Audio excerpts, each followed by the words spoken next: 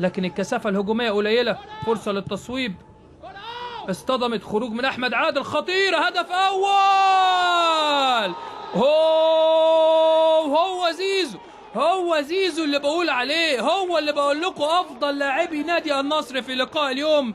في الثانية الأخيرة من الدقيقة اللي احتسبها حكم اللقاء أمين عمر كوقت محتسب بدل من الضائع يكلل مجهوده اللاعب عبد العزيز الشاعر الشهير بزيزو، اللاعب رقم 7، جوليادور فريق نادي النصر برصيد 3 أهداف.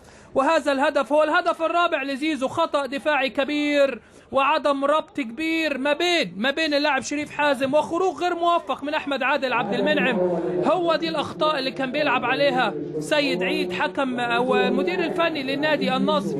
اخطأ شريف واخطأ احمد عادل، وتواجد زيزو بباكورد جميلة داخل الشباك الحمراء للنادي الاهلي ليعلن عن التقدم الاول لنادي في لعب النادي الاهلي، وترتد مرة ثانية. هاني يلعب العكسية، تسلل غير موجود. كريم صبحي على طول ملعوبة خطيرة خطيرة خطيرة. ركلة جزاء، ركلة جزاء يحصل عليها القادم من المناطق الخلفية شريف حازم، وإنذار لحودة سمير الكابيتانو في اعتراض شديد اللهجة على أمين عمر، وبطاقة صفراء للاعتراض، بطاقة صفراء للاعتراض والإعادة هبين. أدي الكورة، أدي شريف.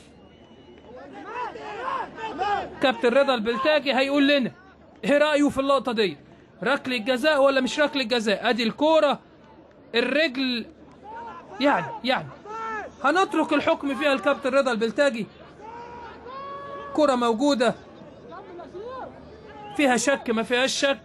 القرار النهائي يحتسب من امين عمر، وركلة جزاء عماد عبد المنعم، عماد متعب عفوا، عماد عبد النبي الشهير بعماد متعب. عماد والتنفيذ وجول، جول وعودة للمارد الأحمر.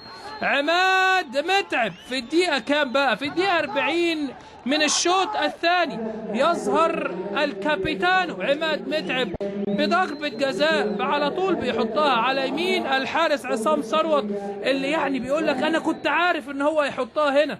حطها بقوة وبتوجيه ممتاز عماد عبد النبي الشهير بعماد متعب عشان يحرز الهدف الأول للنادي الأهلي، هدف التعادل للنادي الأهلي في الدقايق اللي احتسبهم أمين عمر حكم هذا اللقاء. استلام على طول من حسين داخل منطقة الجزاء، فعلها رمضان صبحي ينتفض بروح الفانيلا الحمراء في الدقيقة 51 من الشوط الثاني، في الدقيقة 96 من عمر اللقاء.